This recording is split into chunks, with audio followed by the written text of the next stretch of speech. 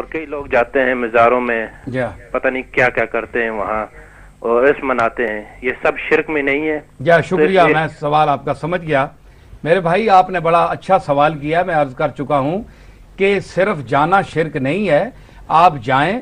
حضور نے فرمایا کہ میں تمہیں قبرستان سے پہلے جانے سے منع کرتا تھا، لیکن اب میں تمہیں اجازت دیتا ہوں. عورتیں بھی جا سکتی ہیں قبرستان میں، مرد بھی جا سکتے ہیں، تو عورتیں بھی جا سکتی ہیں. بعض لوگ کہتے ہیں جناب یہ کیوں جاتی ہیں وہاں؟ پچھلے سال بھی میں نے غالباً اس کا جواب دیا تھا.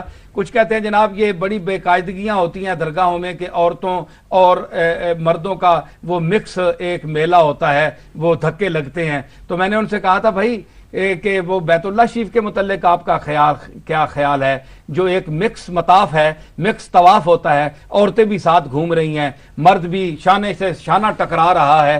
تو آپ نے شاہ عبداللہ سے یا حکومت وقت سے کیا حضور علیہ الصلوۃ والسلام سے لے کر اب تک وہاں وہ ساری مخلوط طواف ہوتا ہے. اگر یہ شرعن حرام ہوتا تو پھر عورتوں کا طواف کدھر گیا؟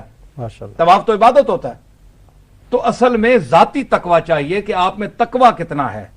آپ عورتوں کے ساتھ بھی بیٹھ کر متقی رہیں تو یہ مقام ہے. آپ کو اللہ تعالیٰ یہ بتانا چاہتا ہے کہ آپ میرے گھر میں آئے ہیں، شرم کریں.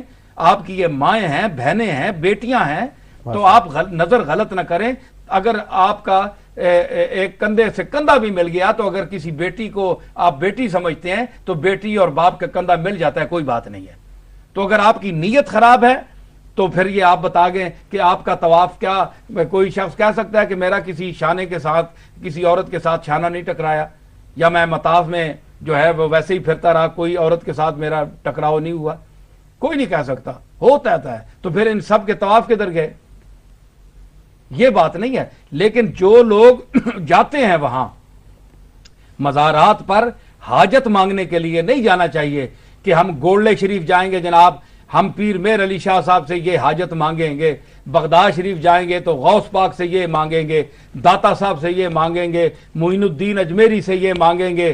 یہ بات غلط ہے. یا امام جعفر صادق کے وہ پوڑیاں دیتے ہیں، نظر نیاز دیتے ہیں کہ ہم نے یہ ان کے دے دیا، حالانکہ نظر اللہ کے سوا کسی کے لیے جائز نہیں ہے.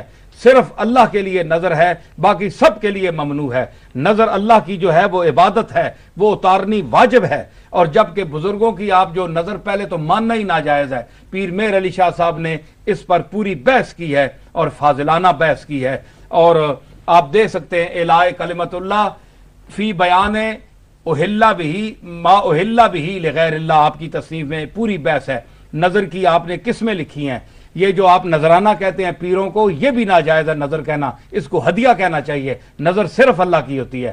اور نظر انی نظر تو للرحمان قرآن میں آتا ہے، یوفون بالنظر ویخافون یوما کان شرہ مستطیرا. یہ بھی نظر کا اللہ نے ذکر کیا ہے. نظر خاص ہے اللہ کے لیے. تو نظر کسی بندے کی ماننا ناجائز ہے.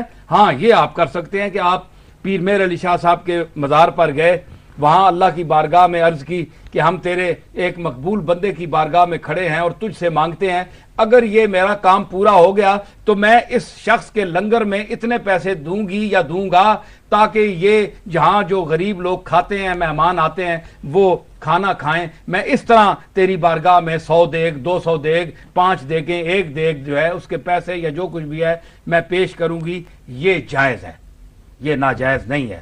لیکن پیر صاحب سے مانگنا، غوث پاک سے مانگنا، خواجہ معین الدین اجمیری سے مانگنا کہ اے فلانی قبر والے میری فلانی حاجت پوری کر دے، یہ مشابہت بے عبدت الاوثان ہے، بت پرستوں کے ساتھ مشابہت ہے، جو شریعت میں شرک ہے، اور شرک گناہ عظیم ہے، ہماری شریعت میں منع ہے.